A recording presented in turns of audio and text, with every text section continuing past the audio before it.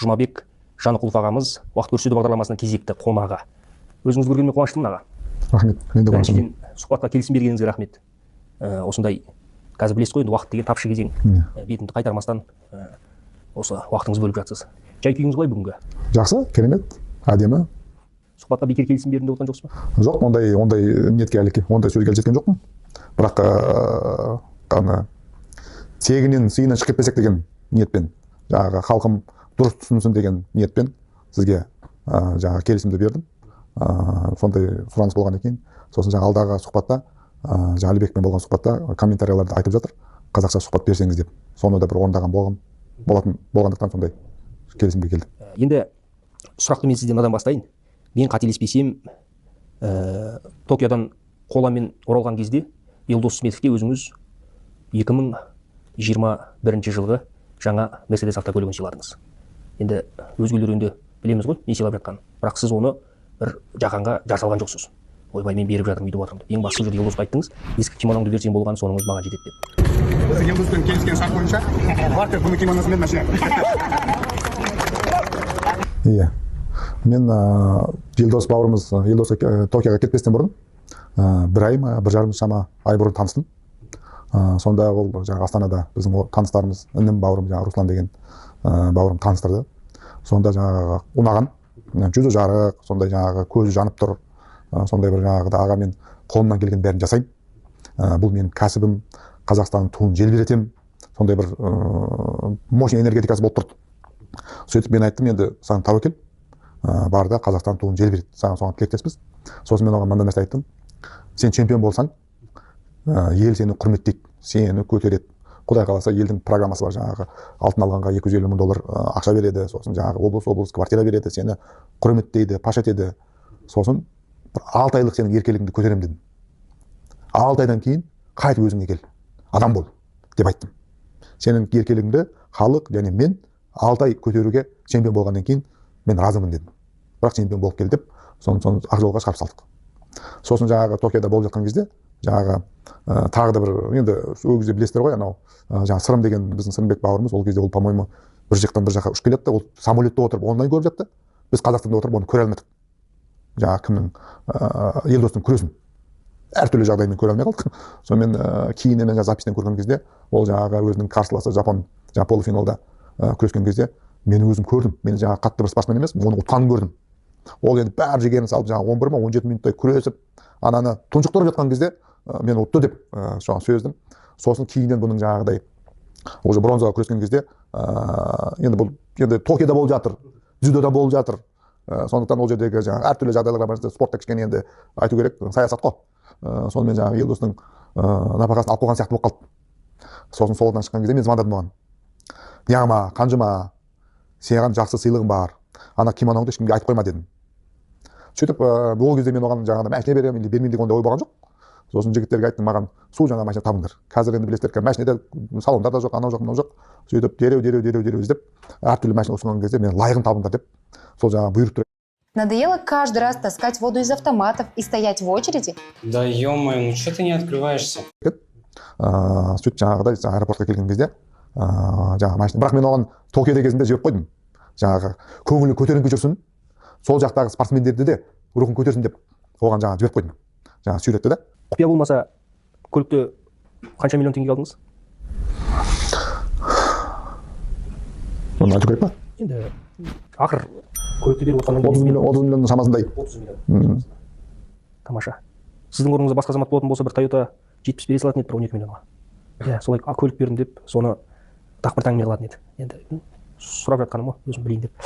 Алматының көшелерін көрген кезде не есіңізге түседі? Мен сізге подсказка берейін. Егер мен қателеспесем, мектепте оқып жүрген кезде, сол 10-11 класста сіз дворник болып қызмет жасапсыз. Енді мына көшені көрген кезде сол еске түсетін шығар. Сол жағын айта кетіңізші. Биыл мектепке түскенімізге, физмат мектебіне барғаныма 30 жылдан асқан екен. Сол Қазақстанның тәуелсіздігін алған жылдары мен сол физмат мектебіне келген болғам. Сосын жаңағы негізі физмат мектебі түлектерді сөйлеміз, жаңағы оқушыларды 10 классқа қабылдамайтын. Олар 9 классқа, 8 классқа қабылдайды. Сөйтіп мен 10 классқа келгендіктен математика пәнінен үлгерім өте нашар болады. нашар болғанда сұмдық нашар. Екі, кілең екі. Сосын жаңағы ол математика физмат мектебінің бір тағы да бір несі, Күләш Еркінбековна деген апайымыз болды. Апайымыз жаңағыдай күніге тақтаға шығарады. Сөйтеді де жаңағы 10 сұрақ сұрайды, жауап бересің, 11-сіне жауап бермесең 2 дейді. 15 сұрақ сұрайды, 15-сіне жауап бересің, 16-сіне жауап бермесең 2 дейді. Сөйтіп 2 жаңағы қарындаспен жаңағы журналға қоя береді. Сонда жаңағы әкем сол жылдары Алматыға жұмыспен келіп қалса керек, мектепке келіп сөйтіп Сәуле Абрашева деген апайымнан сұрайды ғой, бала қалай оқып жатыр деп. Қасына досы бар әкем. Есімде жоқ, ол кім екен, мақтанып келген ғой. Сөйтсе жаңағы апай, балаңыз жақсы оқып жатыр, үлгерімі жақсы дейді. Жоқ, көрсетші, қарындасым жаңағы дейді ғой, жаңағы сөйтіп алып көріп қалған кезде көкемнің, әкемнің көзі мынандай, бала, сен неғып жүрсің мұнда? Кеттік ауылға, мынау тұрмын сен деп, сонда жаңағы Сәуле Абрашева апайымыз, класс жетекшіміз, мен әкеммен аман сау қалып қалған. Жоқ, бұл әлі үлгереді, бұл 2 деген ол ауылдың 5-нен көп деп. Сөйтіп жүріп жаңағы Күләш Еркінбековнаның математика пәнінің мұғалімі апайымыз айтады, балам, сен мына түріңмен мектепті бітіре алмайсың. Сен репетитор жалдауың керексің дейді. Әкеңнен ақша ал да, репетиторға ақша төле де, оқымасаң келесі 90-да өте алмайсың мына түріңмен деді. Сосын мен айтатын апай, мен әкеме айта алмаймын. Әкем айттым деген сөз, ауылға қайттың деген сөз. Сосын сол мәселені Сәуле Абрашева апайыма барып айтамын. Апай айтады, ондай болса мен сені осы жерге, осы мектептің ауласының дворнигі боласың деді. Боламын деді. Сөйтіп сол ауланың дворнигі болдым. Мына қыста осындай қар жауатын, қар жинайтынбыз, күзде жаңағы жапырақ түсетін, жапырақты түзетеміз. Сонда мен кезінде мынау физматтың түлектерінің 10 жылдығында класстастарыммен жолдасқан кезде олар менің дворник жұмыс істегенімді сол кезде естіген. Көпшілігі білмейтін де. Біз таңғы сағат 5-те тұрамыз. Жаңағы қораның бәрін тазалайтынбыз.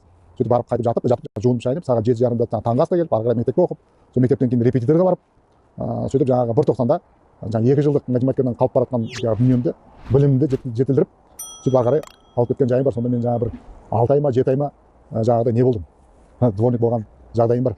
Нақты сұрақ қояйын, соған нақты жауап беруге тырысыңыз.